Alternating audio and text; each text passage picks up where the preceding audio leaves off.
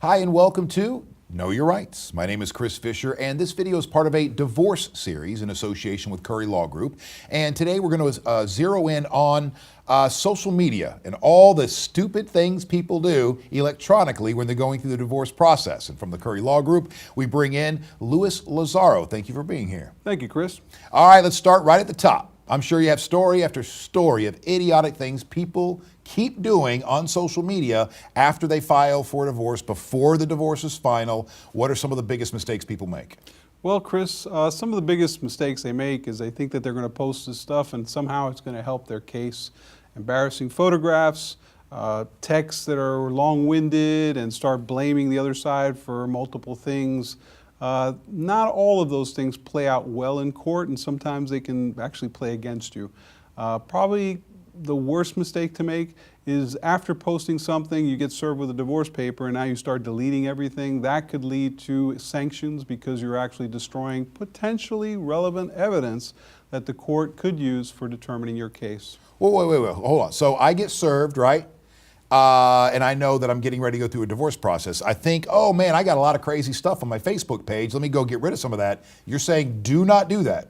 That's correct, Chris. You should first meet with an attorney, consult with them, and find out what your legal rights are and what your options are. It's likely you're not going to get to destroy them, but there may be other ways to keep that particular evidence out. What about simple things like you are socially drinking? I'm not talking about over-the-top stuff, just, you know, there's beers on the table and in a picture. Should I not post that kind of stuff?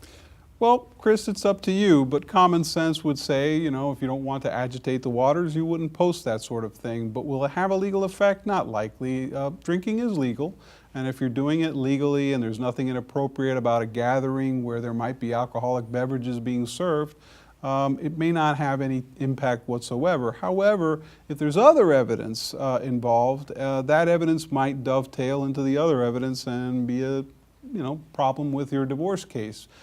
Best thing you can do is just consult with an attorney, meet with them, talk about your case, and see whether this is one of those things. Do you ever advise, hey, just stay off the internet? just don't post anything until we're done with this? That might be great advice, but people have to go on the internet. It's a common method of communicating as well as finding employment and making purchases. So not necessarily. Just use your common sense and you'll be fine. What about a dating site? The divorce, so I'm not cheating, all right? So the papers have been filed, but there's no conclusion yet. Can I join a dating site in that window? Chris, legally you can. It won't affect your case much at all. It just depends on whether or not you're using your assets that are marital for purposes of supporting a relationship that is outside of the marriage.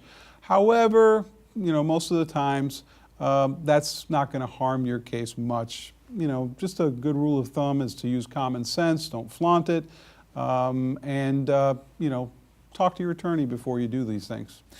So I've asked questions about social media and what we do publicly, now electronically, but a little bit more on the private side of things. One, can you go through your spouse's email accounts, Snapchats, anything and everything that you can get your hands on and look for evidence? Okay, well, that depends. If you have a joint account or it was her account and you commonly share it and it was fine with her before, that may not apply. You may be able to get in there and do what you're talking about doing. However, if it's a private account, she has her own passcode and she did not give you access to it, I'd be very cautious. Meet with an attorney first because you don't want to be on the wrong side of an invasion of privacy claim or anything else that might come up.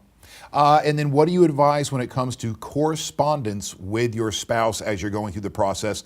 Do you advise that everything be electronic, so everything's written down, whether it be text or email? Actually, Chris, sometimes that is a good idea, but only if you're going to use it in a positive manner. If you're just going to use it to soundboard and list of grievances that you might have against your spouse, not a good idea. You don't want to put that kind of thing out there. You want to talk to your attorney first before doing it. And especially when it comes to children, always use positive tone, positive messages, encourage the relationship of the other parent with their children in any type of text messages that you might send. Well, I hope this answered some of your questions when it comes to going through the divorce process and social media and your habits online. If you have any more questions, feel free to call the Curry Law Group. And how do they get a hold of you? They can call our main number at 813-653-2500. That's 813-653-2500. Thank you, Luis Lazaro. Thank you, Chris. And thank you for being a part of Know Your Rights.